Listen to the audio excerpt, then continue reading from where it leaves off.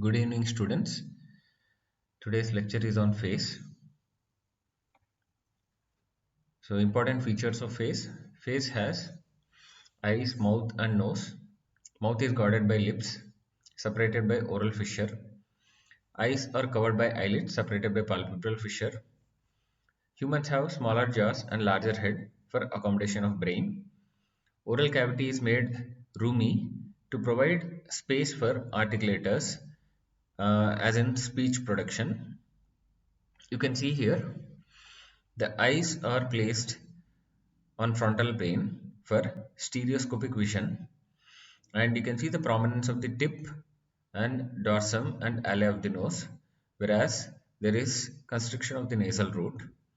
And if you see the extent, above it is the hairline of scalp, below it is chin and base of mandible, on each side it is the auricle.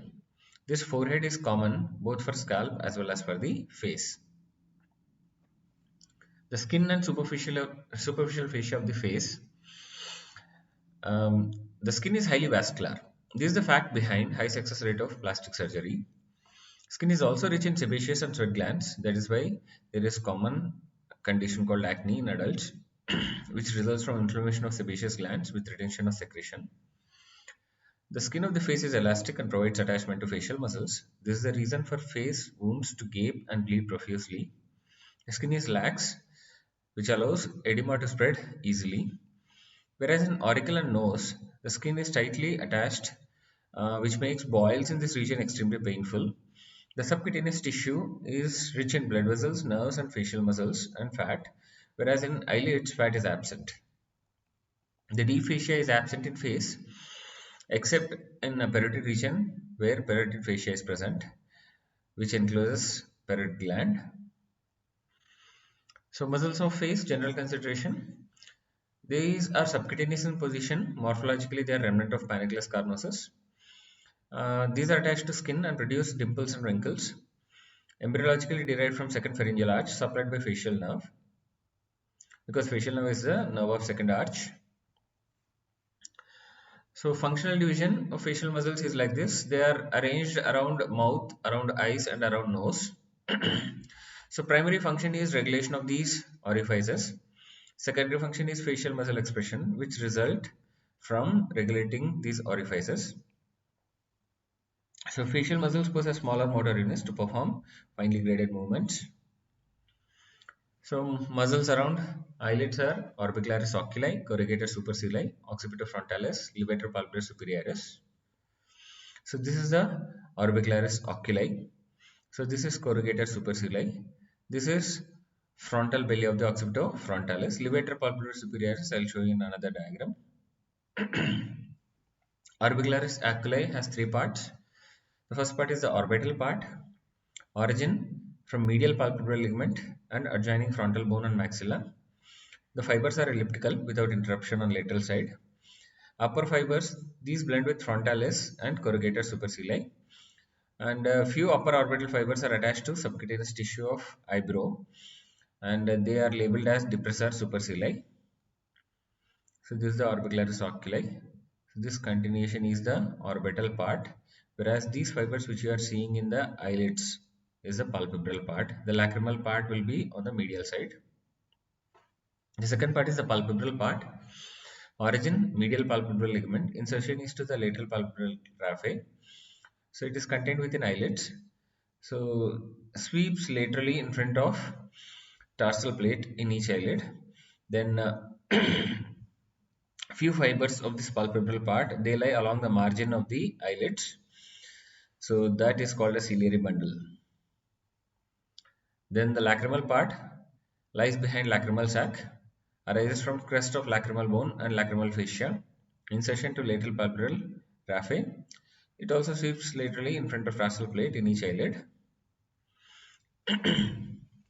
Actions. So entire muscle acts as sphincter of eyelids and protects eyes. The palpebral part closes eyelids gently as in sleep and blinking.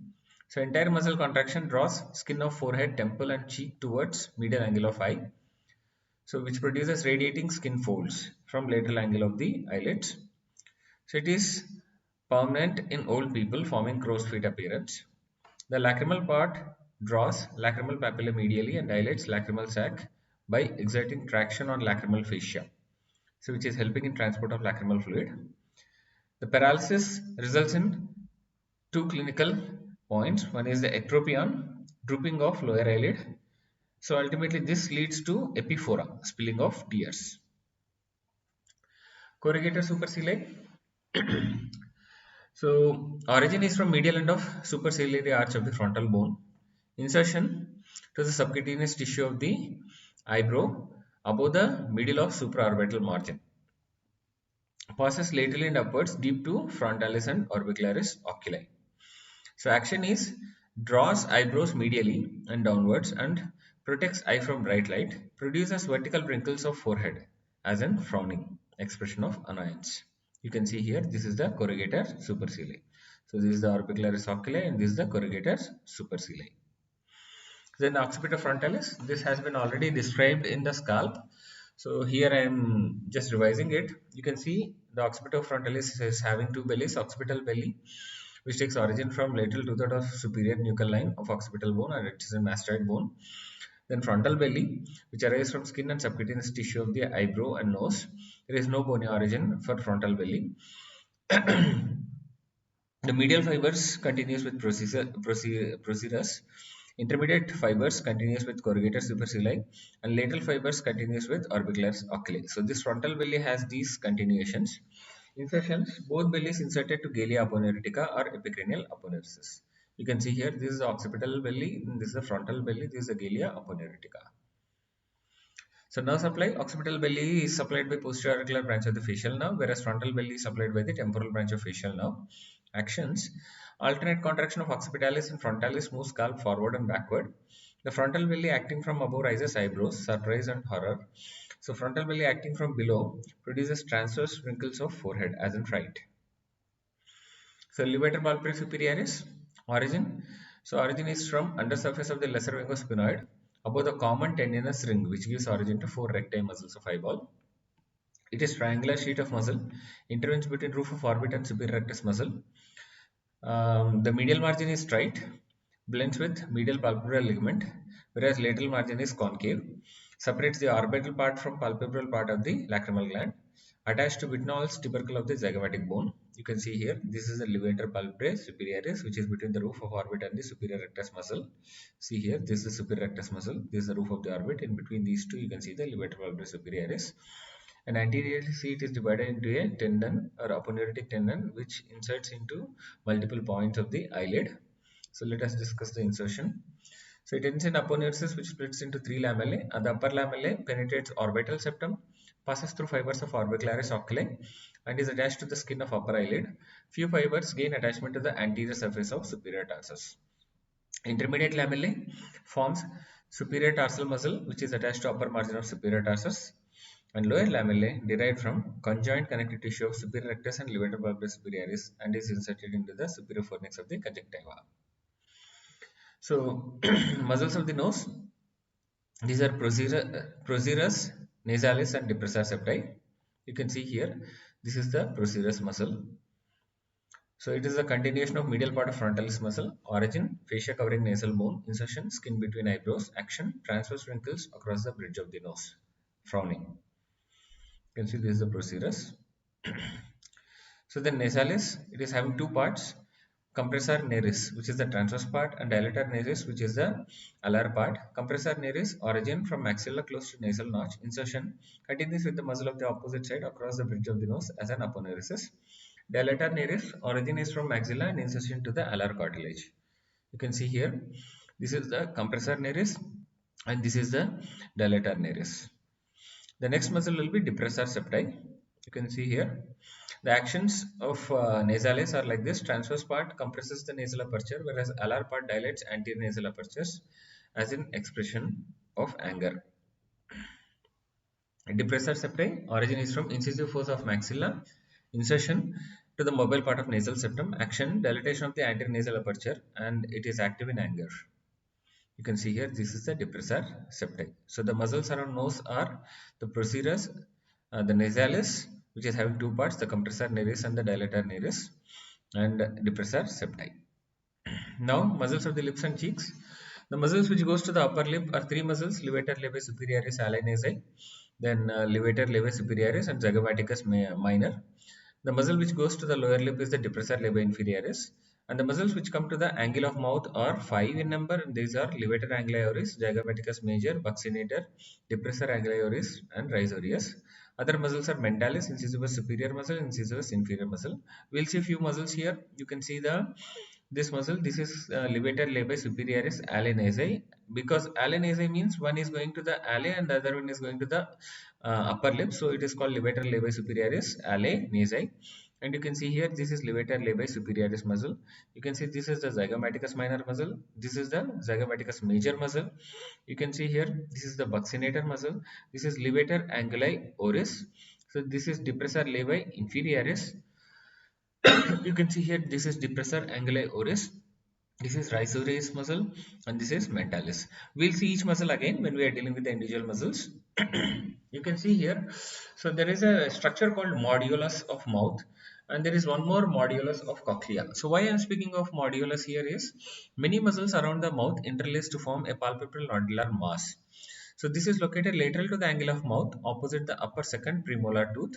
So it gives strength to the angle of mouth. So when we open the mouth widely, the lips will not tear apart because it is reinforced by the modulus where multiple muscles will interlace.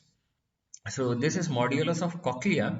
This modulus is a part of cochlea and is a conical shaped structure located in center of cochlea and contains the spiral ganglia. So don't get confused between these two. So when you are facing the viva of facial muscles, please speak about modulus of mouth. So don't overlap the modulus of cochlea into the face. So this goes in internal ear. You can see here, this is the modulus of the mouth. You can see multiple muscles are interlacing and diverging here, and you can see this is the modulus of cochlea, internal ear. So now the muscle levator levae superioris alae nasal, origin is from maxilla, insertion, so it is inserted into ala of nose and also into the skin of the upper lip. Action, it elevates and everts the upper lip and dilates the nostril.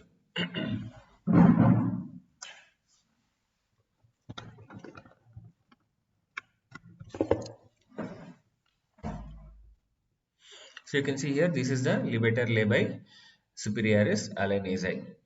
And the next muscle is levator levae superioris, origin. So origin is from maxilla above the infraorbital foramen, close to lower margin of orbit. Insertion is to the upper lip. Action, elevates and everts upper lip and increases the nasolabial furrow. You can see here, this is the levator levae superioris. Then zygomaticus minor. Origin is from zygomatic bone. Insertion is to the upper lip. Action, elevates and everts upper lip and increases the nasolabial furrow. You can see here, this is the zygomaticus minor. Now, levator anguli oris, origin is from maxilla below infraorbital foramen. Insertion is to the angle of mouth, extends into lower lip up to midline. So, action, rises angle of mouth, accentuate nasolabial furrow along with levator levae superioris and zygomaticus minor as an expression of sadness. You can see here, infraorbital plexus of vessels and nerves intervene between levator anguli oris and levator levae superioris. See here, this is the levator anguli oris muscle, which is taking origin below the infraorbital foramen, whereas levator levae superioris will take origin above the infraorbital foramen. Zygomaticus major, origin is from zygomatic bone. Insertion is into the angle of mouth. Action, draws angle of mouth upward and laterally, as in laughing. So risus sardonicus is an expression wherein it results from tetanic spasm of the zygomaticus major. You can see here, this is the zygomaticus major muscle. So then depressor levae inferioris, origin is from oblique line of mandible. Insertion is in the skin of the lower lip. Action, draws lower lip downwards and laterally, expression of irony. You can see here, this is the depressor levae inferioris. So then depressor anguli oris, origin, posterior part of the oblique line of mandible, insertion, angle of mouth and extends to upper lip up to the midline. Actions, draws angle of mouth downward and laterally, expression of sadness. You can see here, this is the depressor anguli oris. So then risorius, origin is from parotid fascia as a continuation of posterior fibers of platysma. Insertion is to the angle of mouth. Action, retracts angle of mouth as an expression of grinding. You can see here, this is the risorius muscle. And then mentalis, origin is from incisive force of mandible, insertion is to the skin of the chin. Action, puckers the chin as an expression of disdain. So protrudes the lower lip while drinking. You can see here, this is the mentalis. Then the buccinator, so it is a quadrilateral muscle, thin muscle, origin is from outer surface of the alveolar process of maxilla and mandible, opposite the third molar teeth. And then it also takes origin from pterygomandibular raphe. So, and there is also a origin from fibrous band extending from pterygoid hamlus to the maxillary tuberosity. You can see here, this is the buccinator muscle. Insertion, on reaching angle of mouth, the upper fibers goes to upper lip, whereas lower fibers goes to lower lip. But intermediate fibers, which are called as raphe fibers, undergoes chiasmatic decussation at modulus. Upper fibers goes to lower lip and lower fibers goes to upper lip. So features, outer surface is covered by buccopharyngeal fascia, then inner surface covered by the mucous membrane of vestibule of mouth. Structures piercing buccinator, parotid duct and buccal branch of mandibular nerve. So actions, you can see here, blowing of trumpet. So flattens cheek against gum and teeth, helps in mastication, prevents accumulation of food in vestibule of mouth. Then forcibly expels air between the lips and the inflated vestibule, blowing of air. Example, blowing of trumpet, you can see in this picture. So orbicularis oris, it has two parts, extrinsic part and intrinsic part. Extrinsic part arranged in three strata. Deep stratum is formed by incisivus superior and incisivus inferior muscle. Intermediate stratum is formed by the buccinator muscle, and superficial stratum is contributed by levator anguli oris and depressor anguli oris. This stratum is reinforced by obliquely directed fibers from levator labii superioris, depressor labii inferioris, zygomaticus major and minor muscles. You can see here, so this is the depressor anguli oris. So at modulus it is crossing and going to the upper lip. You can see this is levator anguli oris crossing at the modulus and going into the lower lip, and you can see these are the fibers of the buccinator. Orbicularis oris intrinsic part, so these are the fibers which run obliquely extending from skin to mucous membrane of the lips. Actions, it closes lips, helps in mastication. Deep and oblique fibers compress lips against teeth. Superficial fibers protrude lips as in pursing. Then intrinsic movements of the lips helps in articulation of the speech. Now, if you come to the facial expressions, few important expressions, like you can see, this is frowning, where vertical wrinkles are there, found by corrugator supercilii, and you can see here transverse wrinkles, not so prominent, found by procerus, and surprise, horror, or fright. So there will be frontalis muscle, which elevates eyebrows. Then anger, you can see the dilated nostrils, dilator nares, dilates anterior nasal aperture, and depressor septi, depresses mobile part of the nasal septum. Then sadness, so levator anguli oris, levator labii superioris, and zygomaticus major, accentuating nasolabial furrow. This is the nasolabial furrow. And depressor anguli oris, drawing angle of mouth downwards and laterally, drawing angle of mouth downwards and laterally. So then laughing, so you can see the zygomaticus major, drawing angle of mouth upward and laterally. So then irony, depressor labii inferioris draws lower lip downwards and laterally. So this lower lip drawn downwards and laterally. So then grinding, you can see the risorius retracting angle of mouth laterally, retracting angle of mouth laterally. So then mentalis, so puckering the chin and protruding the lower lip. So this expression is disdain. So a single expression individually is not possible. Always the face will have combined expressions. Nerve supply. The motor supply is by facial nerve, and sensory supply is by branches of trigeminal nerve and great auricular nerve, which is a branch of cervical plexus. Trigeminal nerve is the fifth cranial nerve. Motor supply. The facial nerve divides into five terminal branches, looks like goose foot, called as pes anserinus. So the facial nerve emerges from the parotid gland and divides into five terminal branches, namely the temporal branch, zygomatic branch, buccal branch, marginal mandibular branch, and cervical branch. All these branches will supply the muscles of facial expression depending on the regional basis. Suppose if I say the frontalis, it will be supplied by the temporal branch. If I say upper part of orbicularis oculi, it will be supplied by temporal branch. If I say lower part of orbicularis oculi, it will be supplied by zygomatic branch. If I say cheek muscles, will be supplied by the buccal branch. So like this, depending on the region and nearest innervation, it supplies all these branches will supply the corresponding facial muscles. You can see here.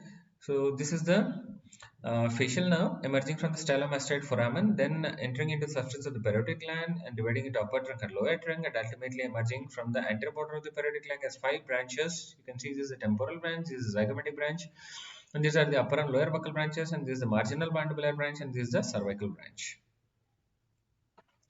So sensory branches, 12 in number, 11 from trigeminal and one greater auricular nerve, great auricular nerve. The branches of the trigeminal nerve and great auricular nerve supply the each half of face. Great auricular nerve, it's a branch of cervical plexus. So branches of trigeminal nerve are ophthalmic division, maxillary division, and mandibular division. They still further have smaller branches. If you see here, so there are five branches from the ophthalmic division. You can see the external nasal nerve, infratrochlear nerve, supratrochlear nerve, supraorbital nerve, and lacrimal nerve supplying this entire region. So this entire region is supplied by the ophthalmic division of the trigeminal nerve. And if you see this intermediate area, you can see the infraorbital nerve and the zygomaticofacial nerve and the zygomaticotemporal nerve. These are the branches from maxillary division. And if you see this area, this is a territory of the mandibular nerve, where you can see the mental nerve, the buccal nerve, and the auriculotemporal nerve supplying this area. Whereas if you see the skin over the angle of mandible, that is supplied by the great auricular nerve, which is a branch from cervical plexus. So the branches from ophthalmic nerve are the lacrimal nerve, supraorbital nerve, supratrochlear nerve, infratrochlear nerve, and external nasal nerve. The branches from maxillary nerve are three in number: infraorbital nerve, zygomaticofacial nerve, and zygomaticotemporal nerve. And the branches from mandibular nerve are the auriculotemporal nerve, buccal branch, and the mental nerve. The arteries supplying the face or the facial artery, which is a branch from external carotid artery, and transverse facial artery, which is a branch of superficial temporal artery. You can see here, this is the facial artery. So see, this is tortuous in course because there will be opening of eyes, opening of mouth. The mandible will be coming down and going up. So if the artery is straight, it will be subjected to tear. So that's why the course of the facial artery is tortuous, which allows the free movement of the or free opening of the mouth and free movement of the muscles of the face. And more or less, if the facial vein is straight in course and it is more superficial. So let us see. The facial artery will be studied under following headings: origin, course and relations, termination, branches, and applied aspects. So if you see origin, it is from the external carotid artery in carotid triangle above the tip of the greater cornea of hyoid bone. It's a principal artery of face, also called as external maxillary artery. You can see here it is arising from the external carotid artery. It is having a cervical part and it is having the facial part. So course and relations, it is tortuous artery, permits free movement of facial muscles. So from the point of origin, it undergoes a looped course in submandibular region. You can see here it is undergoing a looped course in submandibular region. So at anterior inferior angle of the masseter pierces investing layer of the deep cervical fascia. So at this will be the anterior inferior angle of masseter where it pierces the deep cervical fascia. Then enters face by winding around the lower border of mandible. You can see it is entering the face by winding around the lower border of the mandible. Marginal mandibular branch of the facial nerve crosses superficial to the artery at this point. The facial vein lies just behind the artery. You can see here the facial vein is just behind the artery. So pulsation of the facial artery can be felt at an anterior inferior angle of the masseter. It passes upwards and forwards in face. You can see it is passing upwards and forwards. Lies at a distance of 1.25 centimeters lateral to the angle of mouth. You can see here this is the angle of mouth, approximately 1.25 centimeters lateral to the angle of the mouth. Ascends along the side of the nose to the medial angle of eye. You can see it is ascending along the side of the nose to the medial angle of the eye.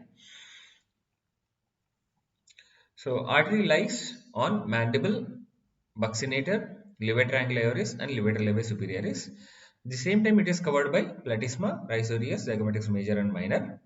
And you can see it terminates by anastomosing with the dorsal nasal branch of the ophthalmic artery. You can see here it is terminating by anastomosing with the dorsal nasal branch of the ophthalmic artery. So this is the point of communication between the external and internal carotid arteries. So you can see this is the facial artery, which is a branch from the external carotid artery, whereas dorsal nasal artery is a branch from ophthalmic artery, which is a branch from internal carotid artery.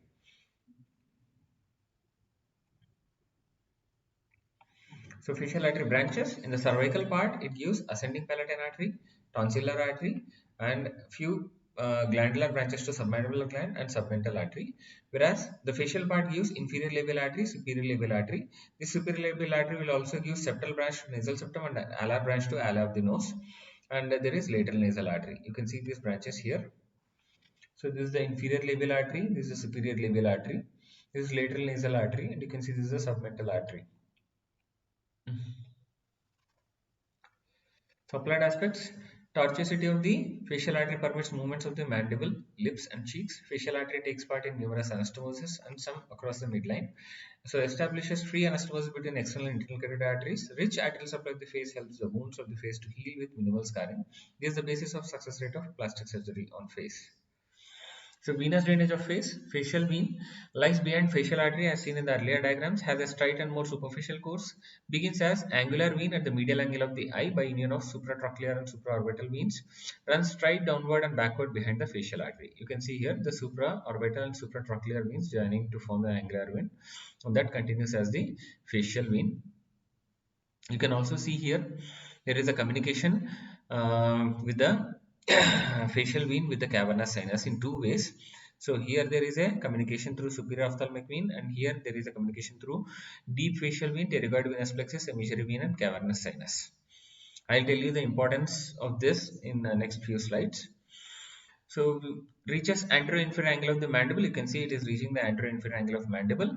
Then it is traced downwards and is joined with the anterior division of the retromandibular vein, so which forms a common facial vein, which ultimately drains into the internal jugular vein. So reaches anterior-inferior angle of mandible, pierces deep cervical fascia.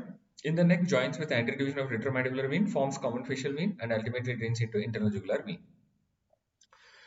So there are deep connections of facial vein with cavernous sinus in two ways. So one is through the angular vein, superior ophthalmic vein, and cavernous sinus. And the other one is deep facial vein, pterygoid venous plexus, emissory vein, and cavernous sinus. Other communications are like this: facial vein, frontal diploic vein, and supraorbital vein. So dangerous area of face. The upper lip and lower part of the nose is the dangerous area of face. Septic emboli from this area reach cavernous sinus, resulting in thrombosis of cavernous sinus with serious complications. So this is the dangerous area of face, because any infection here through the communications of facial vein with the cavernous sinus, the septic emboli can reach the cavernous sinus and result in cavernous sinus thrombosis. That is why this area is called as dangerous area of face. Lymphatic drainage of face. Upper area is drained into preauricular or superficial parietal lymph nodes. Intermediate area is drained into submandibular lymph nodes, whereas lower area drains into submental lymph nodes. You can see here. So this is the back area of the scalp, which is draining into occipital nodes. So this is the upper area draining into the preauricular or parietal lymph nodes. This is the intermediate area draining into the submandibular nodes, and this is the lower area draining into the submental nodes. Thank you.